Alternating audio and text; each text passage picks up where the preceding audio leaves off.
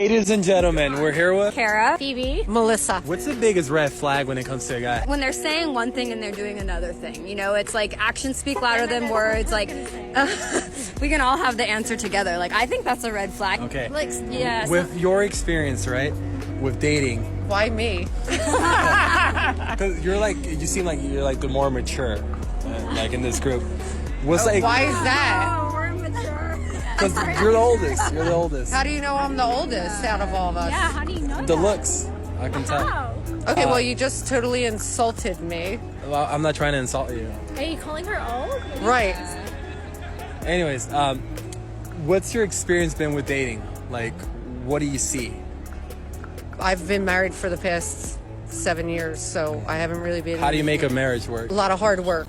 Women intrinsically recognize a large part of their value is tied to their youth and beauty. This is why they get so offended when they are called old. This is also the reason why they get Botox and other forms of work done to hold on to their youth for as long as possible, as you will see in the following video. Notice though, when men are called old, fat, bald and short, they are supposed to take it on the chin, or they'll be seen as weak. Women are allowed to get offended, and men are not. Welcome to the land of equality. Talk about a double standard. I had a tummy tuck on November 4th. My stomach has been my biggest insecurity. Ask anyone who knows me really well. I'm tired of hiding the things that help me feel more confident as I grow older.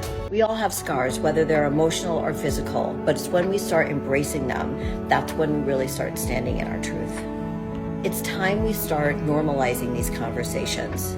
Judgmental fear never goes away, but with time, we stop fixating so much on the fear and start embracing ourselves in our truest form.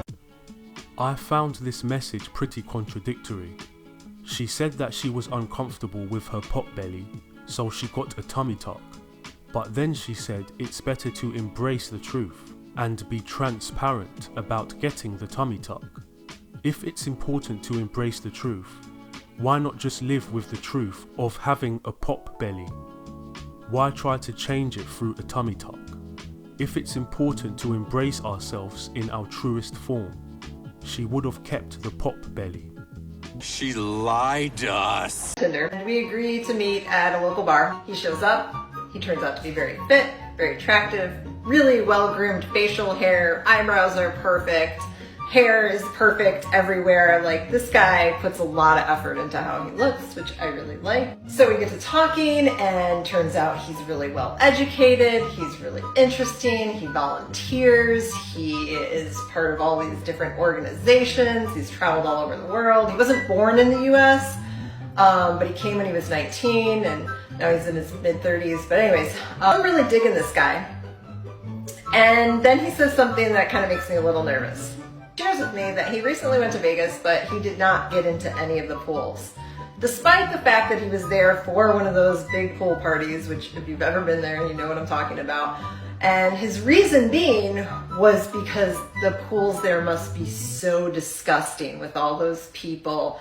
They must have diseases. So I'm sitting there thinking like, okay, well, when I disclose to this guy, it's probably not gonna go very well, but I really need to do it sooner rather than later. So we close out the bar, we start walking to his car, and he's like, all right, well, so do you want to come back to my place, or should I just drop you off, or what's going on? I'm interested in going back to your place, but I need to tell you something first, and after I tell you this, you can decide for yourself if you want to drop me off at home, or if you want to go back to your place. So we get in this car, and I'm like, yeah, so I think you should know that I have herpes. I don't have an outbreak right now. I take medication, but I feel like this is something that you really should know before you make a decision about going back to your place.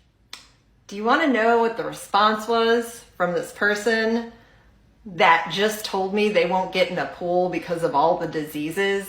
He looks me dead in the face and he says, "What's herpes?"